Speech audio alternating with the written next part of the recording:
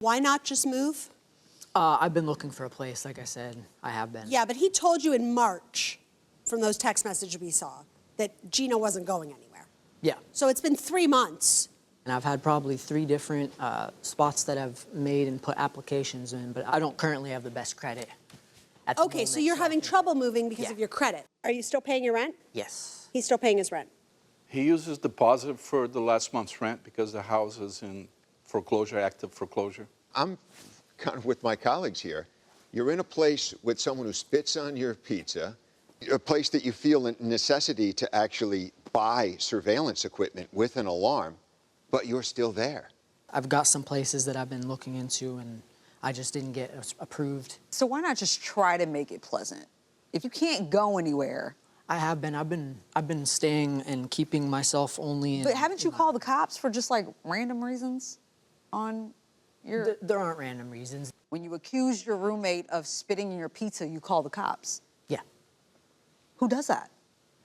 Who calls the cops? Isn't that something you could just handle yourself? Not if I can charge her with a crime. Was she charged for a crime for spitting in your pizza? Well, she wasn't charged that time, no. Was there another time you called the cops? Yeah. Besides so? The flag was taken down. So we saw that when she ripped your flag down. So you think by calling the cops that many times for what I consider very minor issues, you think that's making the living situation pleasant? No, the landlord wasn't going to do anything about it. Were you aware of all these things happening? And I had to call the police. You know, I believe in giving people the benefit of the doubt. That's why I rented the room to Forrest without checking his criminal background. And I found out later, after he researched Gina's background, that he also had a felon because he was bearing a gun. He was intoxicated outside of a bar. He ran away from the cops. He got And what does that have to arrested. do with this?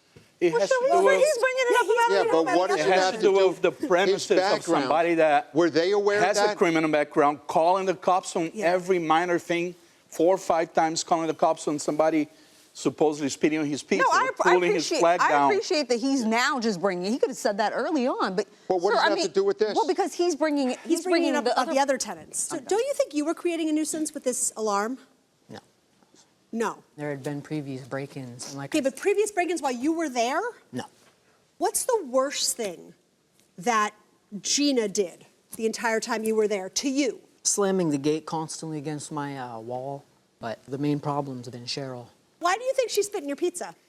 She walked right up to where my area was, and I'd bought a take and bake pizza from across the street, went and cooked it, and it was fresh out of the oven. And then she came into the kitchen area and said, like, she was just bickering at me, and I was just trying to ignore her. And she went and just went like this and went and spit. Oh, so you did see her spit in She the did. pizza? Yeah, I just don't have it on video. That's why I got my camera system, was to make sure that I have everything recorded. You said she attempted to.